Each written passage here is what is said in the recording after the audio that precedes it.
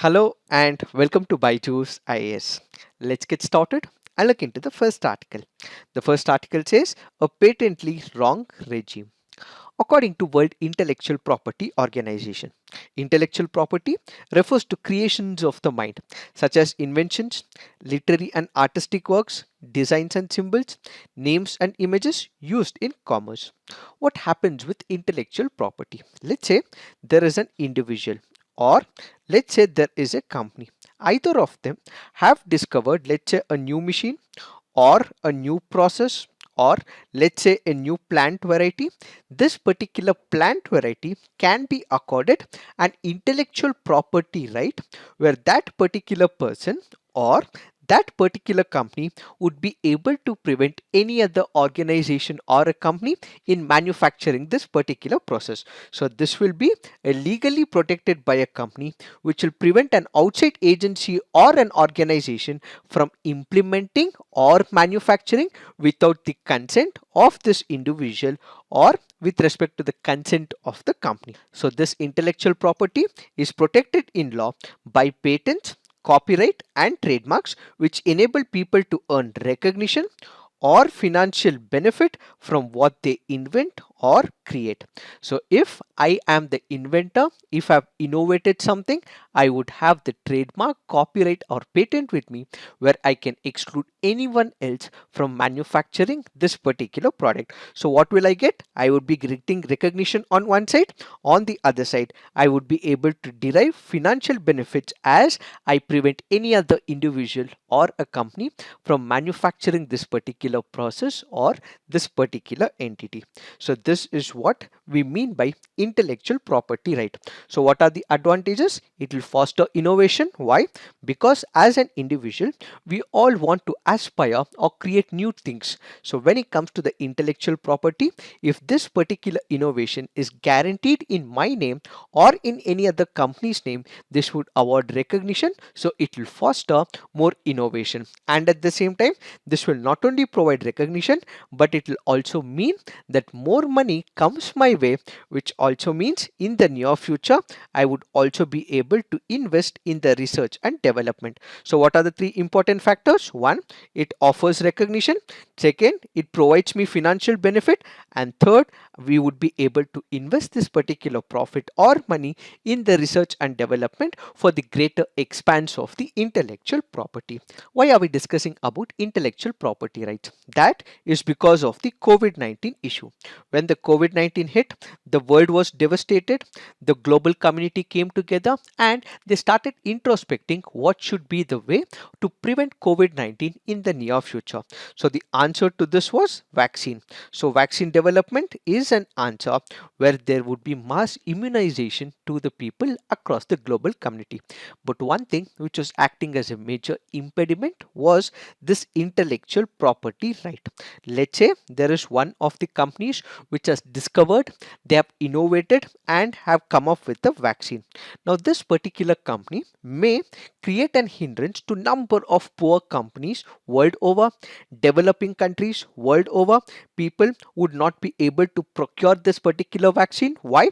One is because of the high and the exorbitant prices, and two, there might be some developed countries which may not be ready to sell this particular vaccine. So what is stopping this particular company or the country?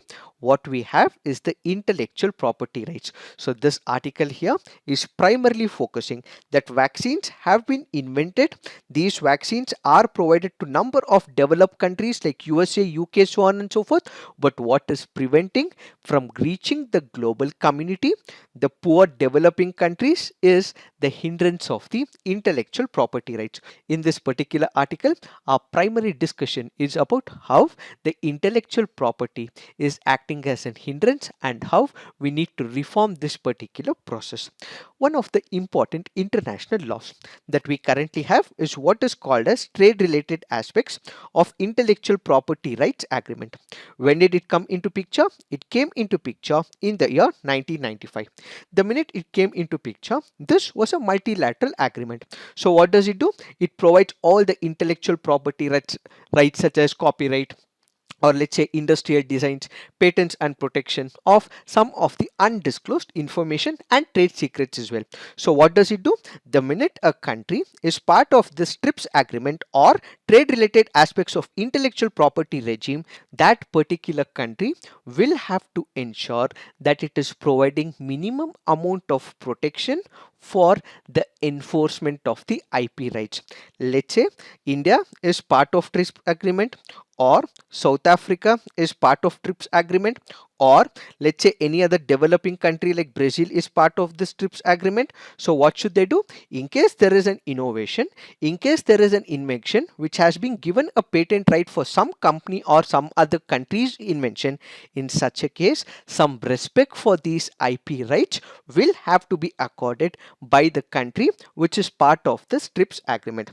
That is what is happening with respect to the TRIPS agreement. But after COVID-19 hit, two important countries, one is India, the other is South Africa, realized that this TRIPS agreement could be a cause of problem in the near future if vaccine was invented. Why? Because the minute vaccine was invented, this would be procured by all the developed countries at exorbitant prices, even if it is manufactured by their own companies, and at the same time they may not be able to give this particular vaccine to another country.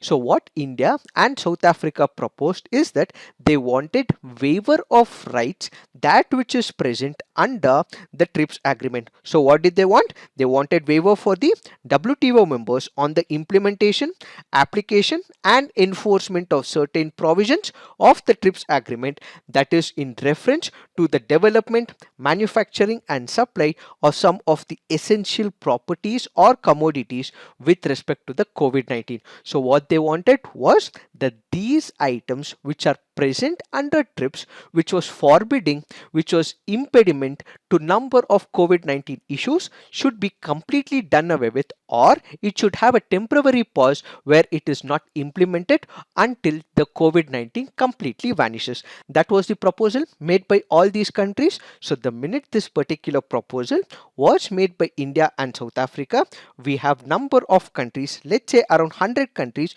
which did accept this particular proposal, as it would serve the entire humanity and would provide global justice as well. But you have countries like United States of America, you have countries like Canada, you have countries like United Kingdom and some of the countries in the European Union who continue to block this particular proposal. While India and South Africa proposed, there has to be waiver for the WTO members for accessing the vaccines as well as the COVID-19 protocols, but some countries like these did not want such an issue. This is where the author says there are issues with respect to all these countries. All these countries like United States of America or Canada or UK, they have enough vaccines that is already being given to their people, and at the same time they also have the reserves for the future as well. So why is that they are stopping the vaccines from going to other countries even if they allow? Why are they charging exorbitant prices? And even if they are not charging the exorbitant prices, is it being delivered to every poor country, is the question the author is trying to make. This is where the author brings into the position of India when it comes to the intellectual property rights. When it comes to the position of India with respect to intellectual property rights, what are we looking at? We are not looking at the international level. What we are focusing is on within the boundaries of India. When you look into the position of India with respect to intellectual property, we can break them into two compartments. One is the pre-independence period, the other is the post-independence period. What was the objective of this intellectual property rights? On one side, when you look into the objective of the intellectual property rights, you have to respect the innovation. A person has come up with something new, so we have to provide rights to him. We have to ensure financial freedom to that particular person so that more innovation and business aspirations get developed in the near future. So what is happening on one side? The objective is to provide these rights to the individual who has developed that particular innovation.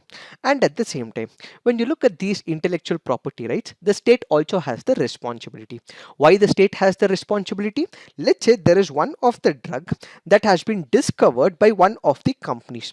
This particular drug, let's say it is priced at exorbitant price. Let's say for example one tablet or one vaccination shot is currently priced at about 50,000 or 20,000 or in fact 1 lakh as well. Will all people be able to afford it? No. So it means that only the rich and only those people who can afford this particular drug or the vaccine would be able to survive, but the poor and the lower middle class would not be able to afford. So the objective of the IPR at the other side is also to make sure that the government is able to take all these necessary steps so that this innovation is also given to the lowest rung or the poor society. So this innovation is for everyone, not only for that particular person but for the greater humanity. So the intellectual property rights has to be a balance between innovation, benefits to an individual and the company, and at the same time the government will have to ensure that the larger prospects of the people are met by this particular innovation. This was the conflict, this was the dilemma. So when you look into the pre-independence period, since we had the colonial laws, since we had laws drafted by the British Empire, they primarily focused on the rights of the individuals. They primarily focused on those aspects of individual benefits. But after independence, what we actually witnessed was that the state had to balance rights as well as the greater prospects of the people. That is where India appointed one of the committees called as the Justice N. Rajagopal Iyengar Committee. This particular committee looked into all these prospects. Yes, it did identify that some of the benefits for the innovation will have to be accorded to the individual, but at the same time it also said monopolies over the pharmaceutical drugs will have to be eliminated altogether if it is given only to that particular company and we do not respect the rights of the poor. It would be violating the human rights of the poor and society and the poor people who would not be able to afford. As a result, what it said that in case we are drafting a patent law, all these considerations of balancing the rights and at the same time government taking and ensuring the prospects of the poor and the greater society will have to be balanced, said Justice N. Rajagopal Iyengar Committee. While all this was happening, we have the establishment of the World Trade Organization, and this World Trade Organization comes up with laws, it comes up with rules and regulations which dissuade states from reneging on their promises. What are these promises? Since the World Trade Organization is about all countries coming together and it is about exports and imports, it is about having business and economics with each other, and if they have to generate the benefits of exports, they have to comply by the rules of the World Trade Organization. One such thing is they had to comply by the intellectual property rights in that particular country, which was becoming once again the major impediment, says the article. So what does the author say? While the World Trade Organization does come up with this intellectual property clause which has to be respected by those particular countries, he says these clauses were added primarily for two important reasons. One, that unless corporations are awarded for inventions, they would be unable to recoup amounts invested by them in research and development. Further, without the right to monopolize production, there will be no incentive to innovate. Why did the World Trade Organization do so? That is because one, it will help in research and development in the future, and two, it will also incentivize for them to innovate more and more. This is where the author suggests alternative and says these two points of view expressed is wrong, says the author. Why? He takes into picture the first point. According to the author, let's say for example in United States of America, or let's say for example in India, or let's say for example in any other country, let's say we have the government and there is a private company as well. Let's say for the vaccine development of COVID-19, we also had the government which was investing money into the vaccine development. So what do we have? We have the government investment as well. When we speak about government investment, whose money it is? It is the money of the public. So when we have the public's money, government investing for the vaccine development, there is no question of investment from the private, as there'll be more research and development as the government is investing, says the author. So only the private entrepreneurs or an individual or a company is not necessarily into the research and development. The government can also enter that particular domain as there'll be more research and development, says the first issue. Then the second viewpoint says right to monopolize production, there'll be no incentive to innovate. This is where the author says that instead of this innovation and financial obligation or giving a patent for nearly 20 years, what the government or the global community can come up with is awarding of the prizes. Let's say there is an innovation, let's say there is a new identification or a process or new thing discovered. In such a case, the global community will have to introduce a fund at the global level, or the national government will have to introduce the funds at the national level. So the winner or the innovator or a person or an organization which has invented something new, this funds will be accommodated, taken money from, and such a person, individual, organization or a company will be awarded a prize from this particular fund. So the author goes on to conclude that since at this particular juncture COVID-19 cases are increasing, the only solution is to provide vaccines to the people so that they develop the herd immunity, and ultimately we provide what is called as global justice and human rights healthcare, says the author. It is this that we have to understand in reference to this article. Now let's look into the next article. This article says a ceaseless fight. What is the context? We have the Indian and the Pakistani fishermen who frequently stray into each other's territory. Why do they enter each other territorial water? That is because they want huge catch. That is because their entire livelihood is on basis of catching this particular fish. But unfortunately, the minute they enter the territorial water of each other country, what happens? The security guards immediately catch them and they are put behind bars.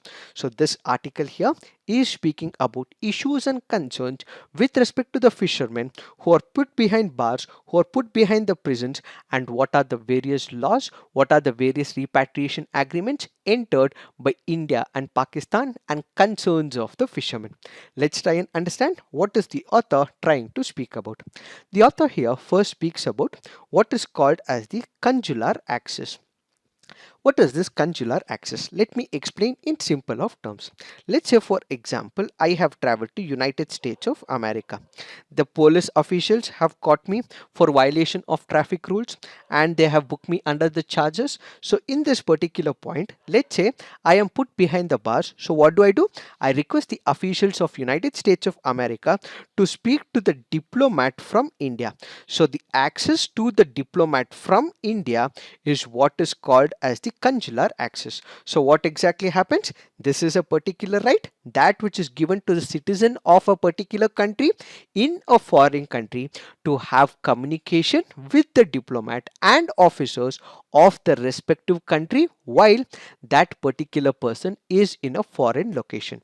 If I am in a foreign location and I am caught by the officials of United States of America and I am put behind bars, or it might be on any other cases as well, so I would have the permission to speak to the diplomat from India so that I can communicate what exactly happened about my perspective to the diplomat. So the appointed officer, that is from India, will usually protect the interest of the countrymen or from any other country for that matter while operating in a foreign location. That is what is called as consular access. So India and Pakistan had entered into an agreement on consular access in 2008. According to this particular agreement, there are two important sections. One is what is called as section 4 of the agreement, which says each government shall provide consular access within 3 months to nationals of one country under arrest, detention, or imprisonment in another country. What does this mean? Let's say there is a person who is arrested. He happens to be a national of India, and if he is put behind bars, consular access will have to be provided within 3 months. Then we have section 5 of the agreement, which states that both governments agree to release and repatriate persons within 1 month of the confirmation of their national status and completion of the sentences. What do we mean by it? Let's say, for example, there is a person who is caught. This person is caught and is put behind bars as well. So the minute it is proved that he is a national of a particular country, or this particular person has committed a crime, this particular crime has a period of imprisonment, let's say about 7 years or something. After this completion of the sentence, or after the confirmation of the national status where he is not done any crime, within 1 month this particular person will have to be released. This is what is the agreement on the consular access. But the concerns with respect to the present situation is that whenever there are fishermen, or in certain other cases other people, consular access is not provided. That happens to be the first major issue. And at the same time, there have been instances where, let's say, there is a fisherman who's caught just because he's entered the territorial water, but there is a requirement that they have to confirm the national status of the fisherman. But in most of the cases, confirmation takes more amount of time. It has been even 18 months, such that these people are just present in the prisons and they're not getting basic human rights as well. Apart from these issues and concerns, as discussed under the article, there have been issues with the judicial system because of the slow disposal of the cases. Then legal rights and human rights have been repeatedly violated of all these prisoners who have been there, and as a result, families some of the times do not know that their husbands, their sons, or their relatives are caught by the Pakistani officials. Sometimes women and children struggle to meet ends at their homes as well. In fact, families are informed even a decade after the arrest, and families go through some unimaginable trauma. In order to overcome this particular issue, in the past, India and Pakistan had come into an agreement to establish what is called as the Joint Judicial Committee. What is this Joint Judicial Committee? Basically, you will have about 4 retired judges, and this will be from India and Pakistan. What will they do? They basically convene twice a year. They meet the prisoners from either sides, and ultimately these prisoners, if they have proved that their terms are completed or they have not done any crimes as such, there will be repatriation between India and Pakistan. But unfortunately, when it comes to the judicial committee, the last meeting was held in 2013. Improvements were made in the year 2018, but after that there is no meeting that took place with respect to Joint Judicial Committee as well. And as a result, prisoners are still languishing in jail, and they are not able to meet up to the demands of the human rights. So what is the way forward? India and Pakistan must immediately revive this particular committee to ensure that the prisoners are ensured their basic rights and are repatriated as early as possible. And at the same time, India and Pakistan will also have to evolve a policy such that in case of any arrest, all the due processes as envisaged under the agreement on consular access and joint judicial committee are processed as soon as possible. It is this that we have to understand in reference to this article. Now let's look into the next article. This article says marking the beginning of a green era. The article here is speaking the perspective of Saudi Arabia when it comes to climate change and also controlling the pandemic, which we will not be discussing because this is entirely about Saudi Arabia. So what is important for us to extract from this article is about the global perspective. So the author in this particular case discusses about how the global community will have to come together to understand the impact of the climate change, take steps to combat climate change, and at the same time he is also saying that in the near future pandemics like COVID-19 will have to be prevented, says the author. First up, one of the important agreements under this article is taken by the G20. What is this all about? We have the Global Coral Reef Research and Development Accelerator Platform. What is this platform all about? We know from the fact when it comes to the coral reefs, they have their own socio-economic benefits and they also shelter and support at least 25% of the marine species. But what have we done? We have degraded them and we have threatened this particular species by acidification, ocean warming, unsustainable human activities, excessive exploitation of these reef resources, destruction that is caused by dredging, land reclamation, and inappropriate seabed mining. With respect to all this, what we have done is we have threatened the coral reef species. As a result, the global community under G20, they have come together, they have come up with an action oriented plan which is about global research and development, where they will try and advance research, innovation, capacity building in all facets for protection of the coral reefs. So what are they planning to do? They will strengthen the ongoing efforts and commitments to enhance the coral reefs conservation and further prevent any degradation to the coral reefs, which is an initiative taken by the G20. So this article primarily is about this particular initiative. So kindly remember, it is the G20 which has come up with an initiative called as the Global Coral Reef Research and Developmental Accelerator Platform. Then we have Saudi Arabia, which has taken the step of what is called as Saudi Green Initiative, and another initiative across the West Asia called as the Middle East Green Initiative. This is an initiative taken by Saudi Arabia to raise the vegetation cover, reduce the carbon emissions, combat the pollution and land degradation, and also preserve the marine life. So basically, this is one of the initiatives to protect the biodiversity and also combat the climate change. Then we have the Middle East Green Initiative. This happens to be one of the initiatives taken by Saudi Arabia where it will work with the Gulf Cooperation Council for what? So that there is regional partnership so that additional trees are grown in the Middle East region. So these are some of the initiatives as discussed under this article. But rest of it is not that important because the article is written from the perspective of Saudi Arabia. So this is what we have to understand in reference to this article. Now let's look into the next article. This article says a pragmatic approach for COVID-19. We have discussed about this particular article in the past as well. So this article speaks about primarily how we have to ensure that the COVID-19 deaths are comparatively reduced. What should the government do? What should the other stakeholders do? What should organizations do? What should individuals do? What should be their responsibility? All of this has been discussed previously, but I would still insist you to read through this article. That is because in case there is a person who is infected with COVID-19 virus and if he has the provision of getting the administration at home, such a person should stay at home, should not go to the hospitals. Why? Because the more severe ones will require the bed, will require the oxygen. So the author here primarily suggests an individual who can be treated at homes can stick to his homes, and only those who require emergency medication will have to go to the hospital, says the author. This is just a read that is required, not that great from the examination point of view, but do read because it can be really helpful when it comes to fighting the menace of COVID-19. Now let's look into the mains practice questions. With a fast moving pandemic, no one is safe unless everyone is safe. In the light of the statement, discuss how a temporary TRIPS waiver benefits the society at large.